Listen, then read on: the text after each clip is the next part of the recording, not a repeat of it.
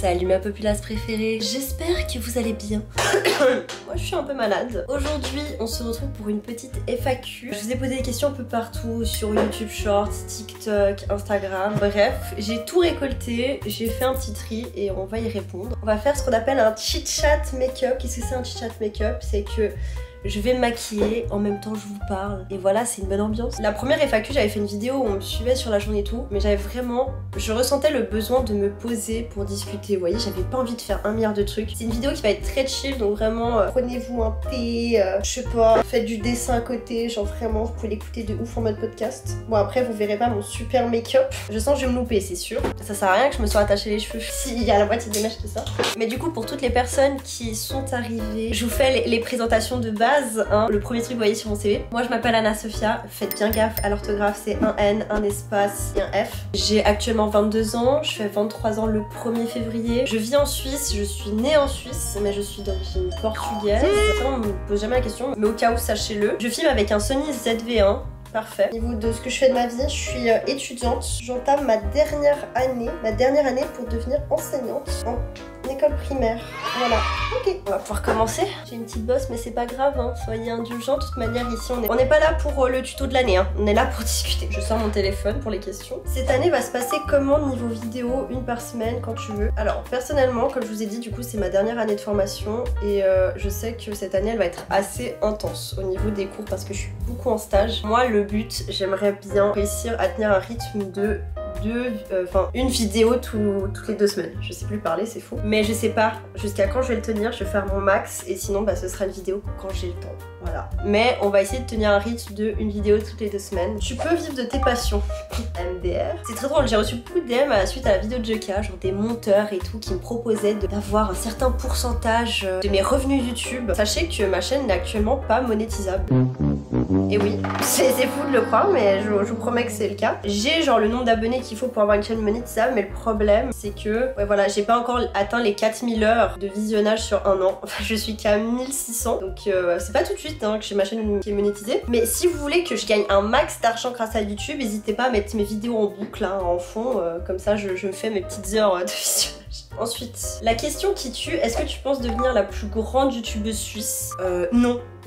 Mais du coup, non, je pense absolument pas à être renommée. Je vais faire un trigger warning, je me fais pas taper, je me suis juste reçu une planche de surf sur le bras. On a tous un peu envie, j'ai l'impression d'être célèbre un moment ou un autre de notre vie. Et évidemment, quand j'ai commencé ma chaîne YouTube, j'étais en mode putain, c'est trop stylé si je deviens une star. Comme ça, je pourrais enfin participer à Danse avec les stars. Et j'ai beaucoup réfléchi, je me suis rendu compte que j'ai l'impression que la notoriété, en fait, ça irait pas avec le mode de vie que j'aimerais adopter, d'être tranquille, de vivre ma vie un peu solitaire ou pas forcément entourée d'un milliard de personnes. En vrai, ce serait cool que j'atteigne une certaine notoriété qui me fait que je gagne de l'argent grâce à YouTube, pas forcément d'en vivre, même si ce serait cool, mais pas, vous voyez, être la nouvelle Lena situation. J'ai l'impression que c'est énormément de stress, d'enjeux. J'ai l'impression que t'as le poids, t'as tellement de poids sur tes épaules parce que tu sais que n'importe quel mot que tu dis, bah, si tu le dis mal, ça va être catastrophique, surtout quand t'es une femme. Donc ça m'intéresse pas plus que ça, mais écoutez, si je suis votre youtubeuse suisse préférée dans votre cœur, c'est déjà ça.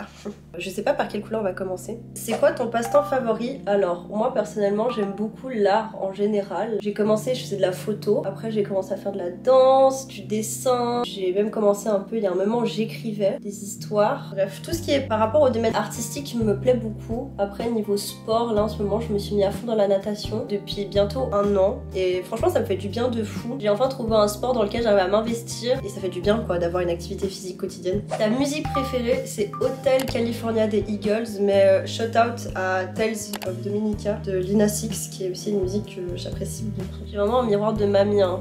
Ne jugez pas. Qu'est-ce que t'as appris à porter de faire la vidéo avec Joka? Alors, étonnamment, je pensais que ça allait m'apporter plus au niveau YouTube, mais en fait, ça m'a apporté beaucoup plus humainement. J'ai vraiment eu des très belles rencontres grâce à cette vidéo, et je pensais pas du tout que c'était ce que j'allais retenir en fait de cette expérience. C'est vraiment les gens que j'ai rencontrés. Le tournage était très sympa, voilà. Après les retombées, moi j'en ai pas eu énormément. En vrai, je dis ça, je suis malade. J'ai eu 3000 abonnés en plus. Genre non mais c'est rien, mais bon, je veux dire ça, ma vie de tous les jours n'a pas changé concrètement, vous voyez, genre il y a plein de gens qui sont venus sur ma chaîne, mais j'ai pas eu d'impact sur ma vie, on m'a pas reconnu, ni rien. Après ce qui est bien c'est que dans la vidéo de Joyka, j'ai une frange etc, et quand je me balade comme ça dehors, on fait pas tout de suite le tilt que c'est moi. Et souvent bah quand je suis dehors, j'ai cette gueule, et je suis pas genre toute souriante comme dans la vidéo. Mais du coup ouais, de très belles rencontres. Comment as-tu vécu ton expérience avec Joyka? Tu rajouté. En vrai j'ai plutôt bien vécu l'expérience. J'essayais de pas trop partir avec des grosses attentes pour pas être déçue. J'ai pu que bien vivre le truc. Je pourrais dire oui que j'ai eu quelques déceptions, mais j'ai aussi quelques bonnes surprises, donc l'équilibre était bien, voilà, finalement dans cette histoire. Ça c'est plusieurs personnes qui m'ont posé la question. Je sais pas si vous inquiétez pour moi. On m'a demandé comment tu vas vraiment et si j'étais épanouie dans ma vie. Alors je vais vous dire sincèrement les gars, j'ai pris une décision en début de semaine et j'ai rendez-vous avec un médecin demain. Je décide enfin, après des années où je sais que j'en ai besoin, de me faire suivre psychologiquement. Mais du coup, est-ce que ça répond à la question? Bah en vrai, je vais assez bien dans ma vie, franchement. Là, je sens que j'ai un peu le coup de mou de la rentrée scolaire et tout. J'ai le travail qui reprend, enfin c'est normal. Je suis pas aussi en mode bonne vivante que pendant les vacances. Mais franchement, je vais bien. Genre sur une échelle de 1 à 10, au niveau du bonheur, je me situe bien 6-7 et je me dis, parce que moi je suis extrêmement prédisposée à la dépression saisonnière, cette année j'allais pas me laisser faire par ça, parce que ça fait 2 ans que je la vis très fort et que les mois d'octobre, novembre, décembre c'est très dur pour moi mentalement, donc j'ai décidé de me faire suivre par un psychothérapeute. Et j'ai l'impression souvent on se prend en charge quand on est vraiment sur la voie de la guérison et qu'on se sent bien, c'est là on se dit ok, je me sens mentalement prête à revenir sur des sujets douloureux pour vraiment passer à autre chose. Franchement ça va. Est-ce que je suis épanouie dans ma vie? En vrai oui. Il y a quelques trucs, voilà, j'aurais aimé que ça soit différent, mais en soi oui.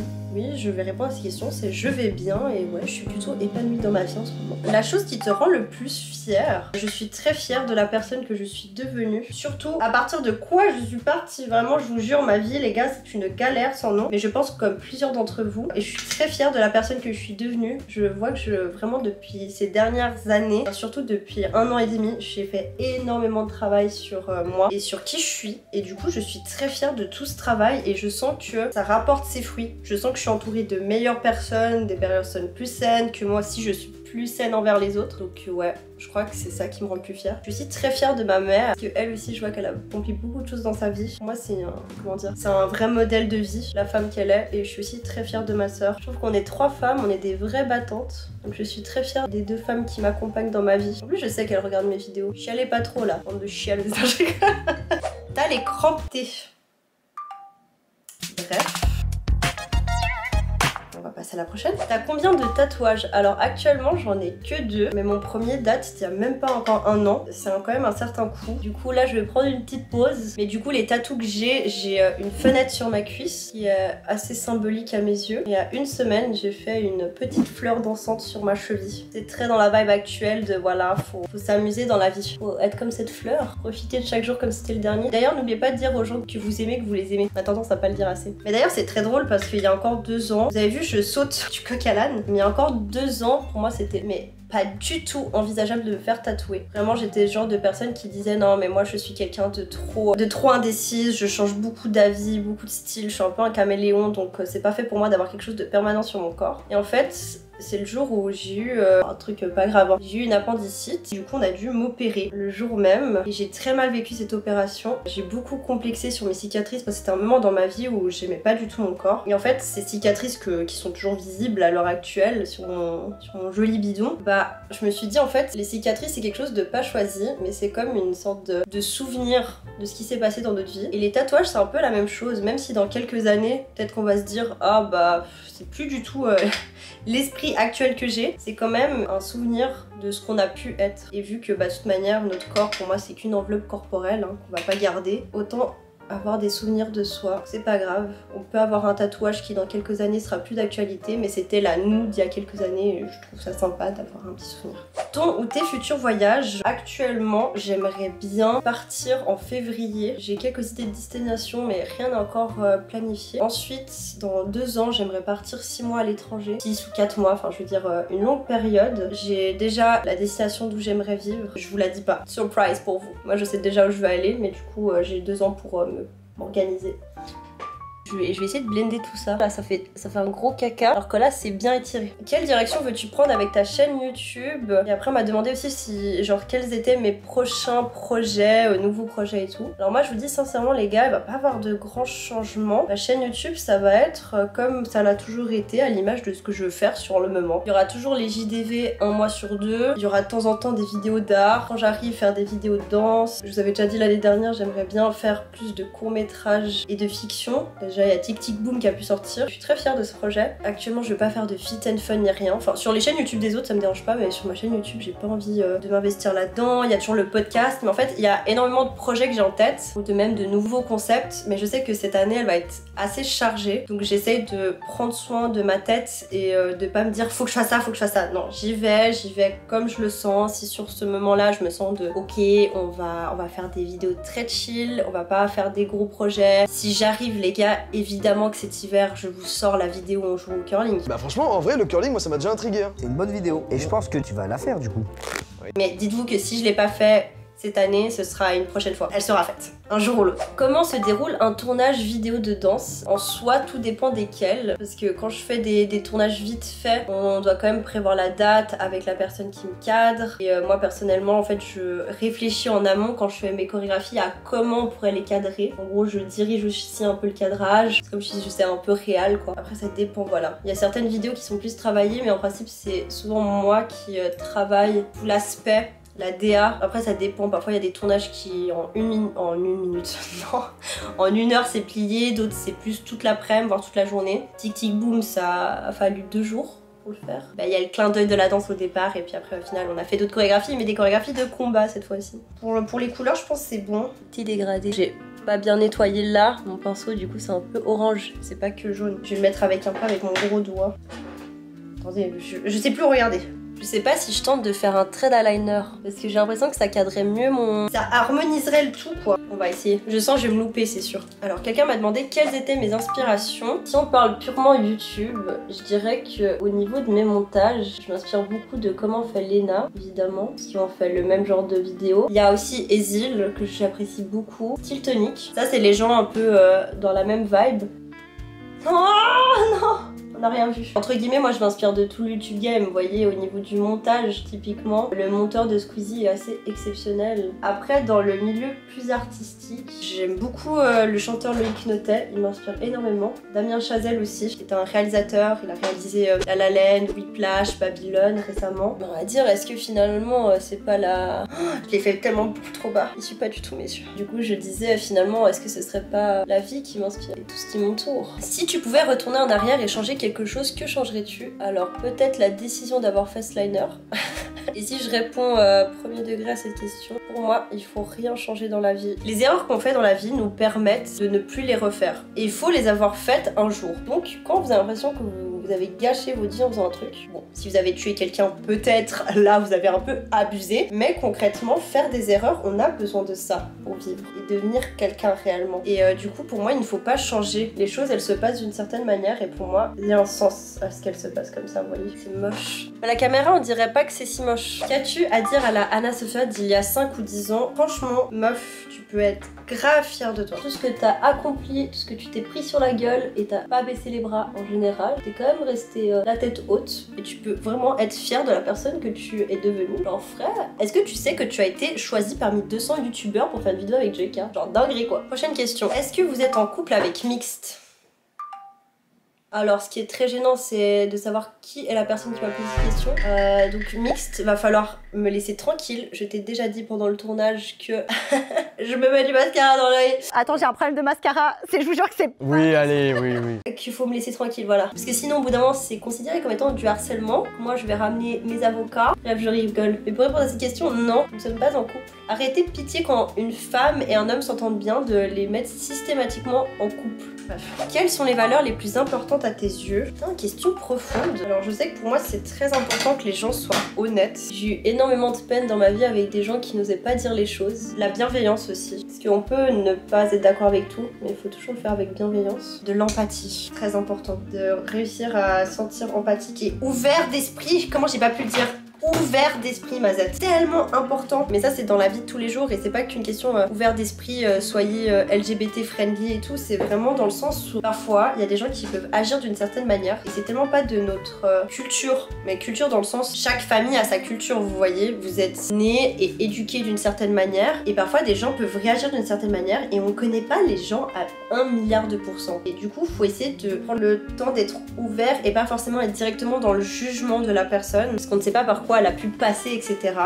Puis voilà. Qu'est-ce qui te motive au quotidien? J'ai réalisé il y a 1 an surtout que la vie elle mérite d'être vécue et on sait pas combien de temps on va être sur cette planète et pour moi faut profiter de chaque jour et de tout ce qu'on peut faire de bien autour de nous. Et moi ce qui me motive au quotidien c'est vraiment ce concept de je vis. Et parfois il y a des jours qui vont être plus tristes, parfois il y a des jours qui seront plus heureux, mais c'est le jeu, ma pauvre Lucette. Et du coup ce qui me motive c'est d'essayer de vivre ma vie et pas de la subir. Vous voyez la nuance? De sentir que j'ai une responsabilité et j'ai le choix de faire certaines choses, même si c'est le choix de faire des bêtises, c'est quelque chose de choisi. J'ai fini le make-up, je sais pas si vous appréciez. Ah en vrai je pourrais de ouf brosser mes sourcils. Attendez, je vais chercher une brosse à sourcils.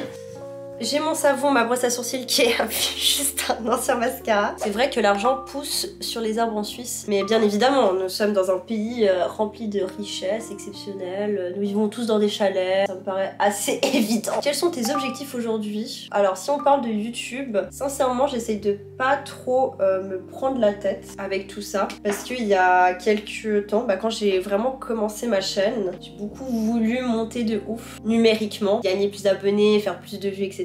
Et ça marchait pas, clairement, parce que YouTube a décidé de plus me shadowban qu'autre chose, mais comme à peu près tous les nouveaux créateurs, j'ai envie de dire, malheureusement. Du coup, j'essaie de pas trop me prendre la tête avec les stats. Mes objectifs sur YouTube aujourd'hui, c'est vraiment faire du contenu qui me fait plaisir, que si je le revois dans 5 ans, je me dis ça a pas si mal vieilli que ça. Et voilà, de me faire kiffer. Le truc le plus important, ça soit pas de faire du chiffre, du content, mais ça soit vraiment juste prendre du plaisir à fond. Finalement, c'est mon objectif de ma vie de tous les jours, je crois. Es-tu fière du parcours que tu as accompli aujourd'hui? De fou. Je sais même pas si j'ai de quoi être fière, parce qu'en vrai, mes vlogs et tout, c'est pas une question de fierté, c'est vraiment... YouTube, c'est un passe-temps pour moi. Actuellement, comme je t'ai dit, ma chaîne, elle est pas monétisable, donc je gagne même pas d'argent. Vraiment, le but, c'est juste de me faire kiffer. Et après, tout ce qui est les grosses vidéos que je scénarise et tout, parce que moi réaliser des clips vidéo c'est un des trucs qui me fait kiffer et du coup j'ai pu vraiment le faire avec Tic Tic Boom. Et ce genre de truc, quand je fais vraiment des projets de danse où vraiment tout est réfléchi, je construis quelque chose, je suis hyper fière de ces projets, je trouve vraiment ils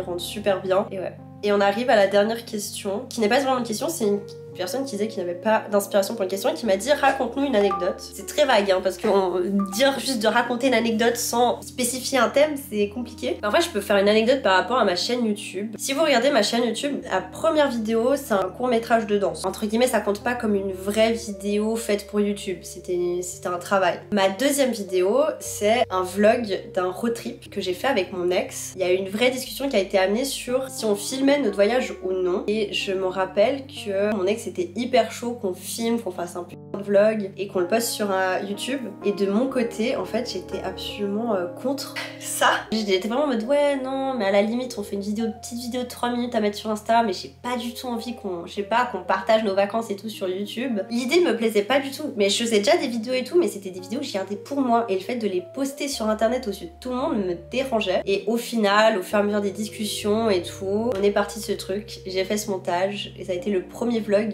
que j'ai posté sur YouTube. Et après, il y a eu une autre vidéo quelques mois après et une autre jusqu'à qu'on arrive à ce rythme-là. En vrai, c'est dingue. Genre que cette chaîne, c'est même pas genre de base mon idée en fait. D'ailleurs Léo, du coup la personne avec qui je suis partie, qui a aussi maintenant sa chaîne YouTube, c'est très drôle. Il était aussi en hésitation de lancer sa chaîne, donc n'hésitez pas à le suivre de toute manière. Il se porte bien aussi de son côté. Sa sœur aussi super, qui fait des vidéos lifestyle. Si vous aimez bien ce que je fais comme contenu, je pense qu'elle est de fou kiffer ce qu'elle fait, donc allez-y. N'hésitez pas à suivre ces deux personnes. Voilà, c'était l'instant pub. J'ai fini mon make-up, je sais pas ce que vous en pensez personnellement. En vrai, ça aurait pu être pire. On a frôlé la catastrophe. J'espère que cette vidéo vous a plu, qu'elle vous a apporté plein de réponses. Ou pas du tout, mais juste que voilà, vous avez passé un bon moment avec moi. On se retrouve tout bientôt, dans 2 semaines si tout se passe bien. Prenez soin de vous et évidemment profitez de chaque seconde parce qu'on sait jamais quand c'est